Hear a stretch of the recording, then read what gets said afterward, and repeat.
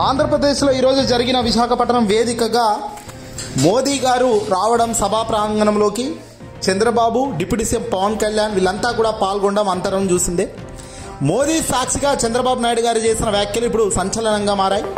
Visakhapatnam steel ప్లాంట్కు Chandrababu తీరని ద్రోహం చేసినట్టే తాటతెల్లమైంది.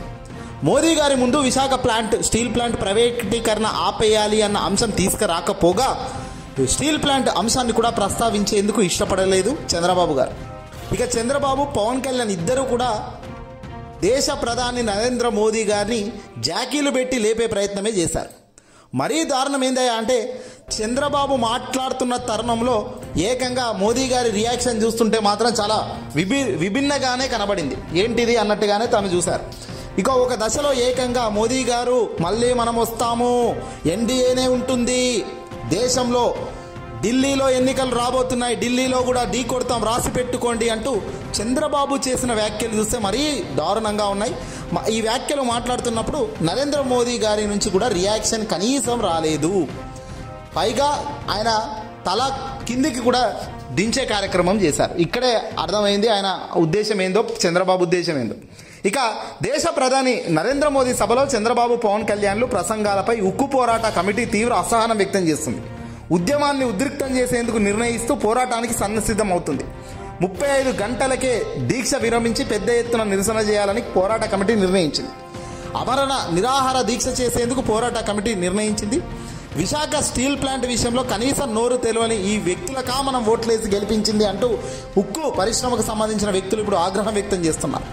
ఆంధ్రప్రదేశ్ హక్కులను ముఖ్యమంత్రి చంద్రబాబు, డిప్యూటీ సీఎం పవన్ కళ్యాణ్ గాలికి వదిలేశారని, రాష్ట్ర హక్కుల కోసం ప్రధాని మోదీ ముందు వారు కనీసం నోరు విప్పలేదని, స్టీల్ ప్లాంట్ సహా ఏ సమస్యపై కూడా చంద్రబాబు, పవన్ అడగలేదని, కేవలం ప్రధాని మోదీ భజనకే చంద్రబాబు ప్రసంగం పరిమితం అవ్వడం సంచలనంగా మారింది.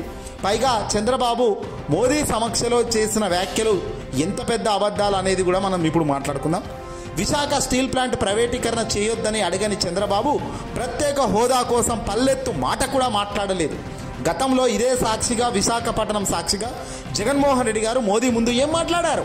స్వయంగా దేశ ప్రధాని నరేంద్ర మోదీ గారి ముందు రాజకీయాలతో మాకు మీకు సంబంధం లేదు సార్, వ్యక్తిగతంగా మీరు అంటే మాకు చాలా గౌరవం, మీ ప్లేస్లో ఎవరున్నా కూడా రాష్ట్ర వ్యాప్తంగా నేను వాళ్ళకు మద్దతుగానే ఉంటాను, మాకు కావాల్సింది ప్రత్యేక హోదా వల్ల రాష్ట్ర అభివృద్ధి సాధ్యం అవుతుందని, రాష్ట్రాన్ని చిన్నచూపు చూసి విభజన సమయంలో అన్యాయం జరిగిందని గొంతెత్తిన వ్యక్తి జగన్మోహన్ రెడ్డి గారు గతంలో. మరి వాటికి భిన్నంగా కానీ జగన్మోహన్ రెడ్డి గారు మాట్లాడిన స్టైలును మాత్రం కాపీ కొట్టారు చంద్రబాబు. ఈసారి ఆయన సార్ అని జగన్ ఏ మాదిరిగా గతంలో మాట్లాడారో ఇప్పుడు చంద్రబాబు అదే తరహాలో సార్ అంటూ జగన్మోహన్ రెడ్డి గారిని కాపీ కొడుతూ మాట్లాడారే కానీ తాను లేవనెత్తిన అంశాలను మాత్రం చంద్రబాబు లేవనెత్తలేదు. చంద్రబాబు, పవన్ కళ్యాణ్లపై కేంద్ర ప్రభుత్వం ఆధారపడింది. నిత్యం ప్రలోభాలు పలికే చంద్రబాబు, పవన్ ఎంపీల బలం ఉన్నప్పటికీ ఏపీ హక్కుల కోసం నోరు ఎందుకు విప్పలేదు అనే ప్రశ్న ఇప్పుడు ఉత్పన్నమవుతుంది. చంద్రబాబు, పవన్ కళ్యాణ్ల ఈ ద్వంద్వ వైఖరి చాలా నిరాశపరిచిందంటూ ఇప్పుడు అంతా కూడా ఆగ్రహం వ్యక్తం చేస్తున్నారు. రైల్వే జోన్పై అబద్ధాలు చెప్పిన చంద్రబాబు గత ప్రభుత్వం భూమి ఇవ్వలేదు అంటూ సభా సాక్షిగా పచ్చి అబద్ధాలను వెలగక్కారు. మొత్తం పెట్టుబడులు తానే తీసుకొచ్చినట్టుగా తాను మాట్లాడిన తీరుకు నిజంగా అంతా నోరు తెరిచే కార్యక్రమం తప్ప మరొకటి కాదు. రాసి పెట్టుకోండి, గెలవబోయేది ఎన్డీఏ.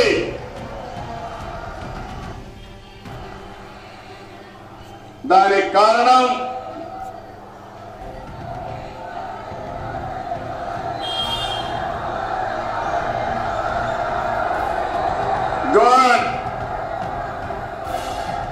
దేశం కోసం పనిచేస్తే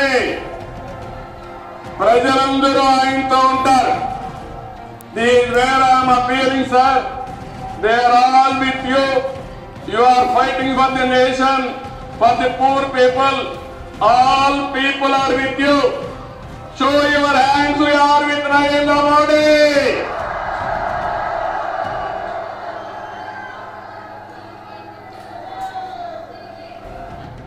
మరి తన ప్రసంగంలో కొత్తదనాన్ని చూపించారు. తాను మనిషిని కావాలనుకుంటే ఎలా పొగడగలుగుతాడో, తిట్టాలనుకుంటే ఎలా తిడతాడో గతంలో చూపించాడు. ఈసారి అయితే నరేంద్ర మోదీ గారిని ఆకాశానికి ఎత్తే ప్రయత్నం చేశారు చంద్రబాబు నాయుడు గారు. ఒక మాట అన్నారు చంద్రబాబు నోటి నుంచి. ఏమన్నారంటే, నరేంద్ర మోదీ నేను ఒకటే స్కూల్ అని, పవన్ కళ్యాణ్ కూడా అదే స్కూలే అంటూ కూడా మాట్లాడారు. జగన్మోహన్ రెడ్డి గారు ఉన్నప్పుడేమో విశాఖ స్టీల్ ప్లాంట్ని అడ్డగోలుగా అమ్మేస్తున్నారు అంటూ, ఇంతమంది ఎమ్మెల్యేలు ఉన్న ప్రైవేటీకరణను అడ్డుకోలేకపోతున్నారు అంటూ అన్నారు. నిజానికి జగన్మోహన్ రెడ్డి గారు స్పష్టంగా చెప్పారు, ఇది కేంద్ర ప్రభుత్వానికి సంబంధించింది. ఒకవేళ అమ్మకుండా ఉండేందుకు మేము సాయశక్తుల ప్రయత్నాలు చేస్తాము. ఒకవేళ అమ్మితే మాత్రం రాష్ట్ర ప్రభుత్వమే ముందుకు వెళ్ళి తీసుకునేందుకు కూడా ఆలోచన కూడా చేస్తున్నాము, అంత దూరం వస్తే అని కూడా చెప్పారు.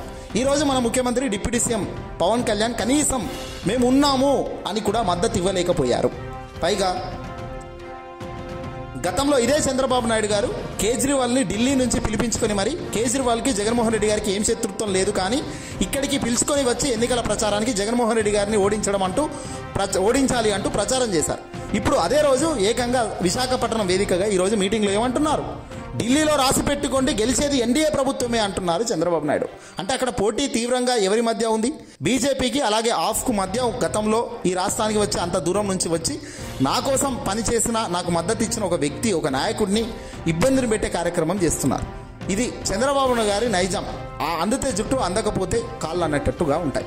ఇప్పుడు కేజ్రీవాల్ను నమ్మి వచ్చిన కేజ్రీవాల్ను ఈరోజు ఇబ్బంది పెట్టే కార్యక్రమం చంద్రబాబు చేస్తున్నారు. ఇలా నమ్మిన కాడికి ముంచడమే చంద్రబాబు నైజామా? ఇక పవన్ కళ్యాణ్ గతంలో మస్తు మాట్లాడారు కదా, ఇప్పుడు మరి నోరెందుకు విప్పడం లేదు? ప్రతిపక్షంలో ఉన్నప్పుడేమో ఒక అంశం మీద పోరాటాలు చేసి దాని మీద గెలిచి అధికారంలోకి రావడం వేరు, అధికారంలోకి వచ్చిన తర్వాత పరిస్థితి వేరే ఉంటుందని గతంలో అన్నారు పవన్ కళ్యాణ్. ఇప్పుడు అదే చేస్తున్నారు. విశాఖ స్టీల్ ప్లాంట్ విషయంలో స్పష్టంగా కనబడుతుంది అదే.